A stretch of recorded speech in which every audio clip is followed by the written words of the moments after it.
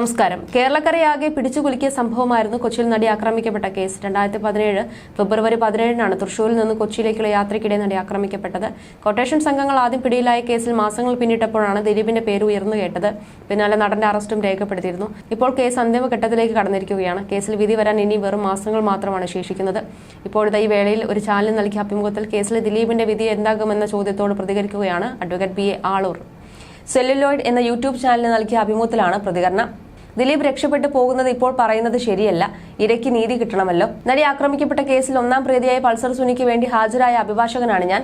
പ്രതിഭാഗത്തോട് ഒപ്പമാണ് അപ്പോൾ ഞാൻ എന്ന് വെച്ച് പ്രതിഭാഗത്തെ എല്ലാ പ്രതികൾക്കും ഒപ്പമാണ് ഞാൻ എന്ന് പറയുന്നില്ല.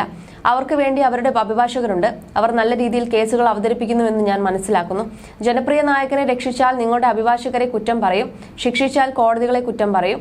ഈ കേസിൽ എനിക്ക് പറയാനുള്ളത്, ദിലീപ് കുറ്റം ചെയ്തിട്ടുണ്ടെങ്കിൽ അദ്ദേഹത്തെ ശിക്ഷിക്കുകയും കുറ്റം ചെയ്തിട്ടുണ്ടെന്ന് തെളിയിക്കാൻ പ്രോസിക്യൂഷന് കഴിഞ്ഞിട്ടില്ലെങ്കിൽ പ്രതിയെ വെറുതെ വിടുകയും ചെയ്യും. ജനപ്രിയ നായകൻ ഏറ്റവും വലിയ അഭിഭാഷകനെ ഏറ്റവും കൂടുതൽ പൈസ ചിലവാക്കി നിയമ സംവിധാനത്തെ മാറ്റിമറിക്കുന്നതിന് വേണ്ടി കൊണ്ടുവന്നിട്ടുണ്ട്. നിയമ സംവിധാനത്തെ മാറ്റിമറിക്കുന്നത് കുറ്റങ്ങൾ ചെയ്തുകൊണ്ടല്ല, നിയമത്തിനുള്ളിൽ തന്നെ നിന്നുകൊണ്ട് ലൂപ്പ് ഹോളുകൾ കണ്ടെത്തി പ്രോസിക്യൂഷൻ സംവിധാനം ശരിയല്ലെന്ന് കോടതിയെ ധരിപ്പിക്കാനാണെന്ന് ആളൂർ പറഞ്ഞു. പ്രതിഫലത്തെക്കുറിച്ചും ആളൂർ സംസാരിച്ചു. ഒരു പാവപ്പെട്ടയാൾ കൊലപാതകം നടത്തി എന്റെ അടുത്ത് വന്നു കഴിഞ്ഞാൽ ഞാൻ വാങ്ങുന്ന മിനിമം ഫീസ് അയാളോട് പറയും. അതിന് അയാൾ തയ്യാറാവുകയാണെങ്കിൽ ഞാൻ കേസ് വാദിക്കും. ഇനി വലിയൊരു കക്ഷിയാണ് വരുന്നതെങ്കിൽ ഞാൻ പറയും, നല്ല രീതിയിൽ പൈസ ചെലവാക്കിയാൽ നിങ്ങൾക്ക് കേസിൽ നിന്നും രക്ഷപ്പെടാനുള്ള മാർഗങ്ങൾ ഞാൻ പറഞ്ഞു തരാമെന്ന്.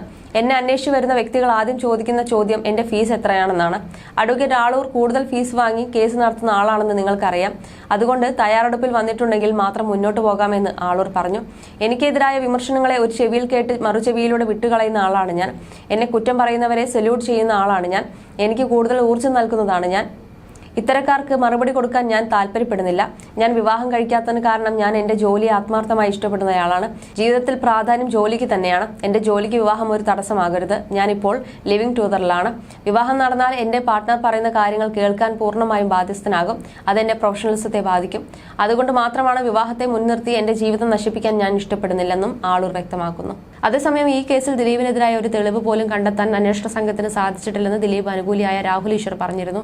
എന്തൊക്കെ കള്ളങ്ങളാണ് ദിലീപിനെതിരെ പ്രചരിച്ചത്? ഹണിയം വർഗീസ് എന്ന വനിതാ ജഡ്ജാണ് കേസ് കേൾക്കുന്നത്.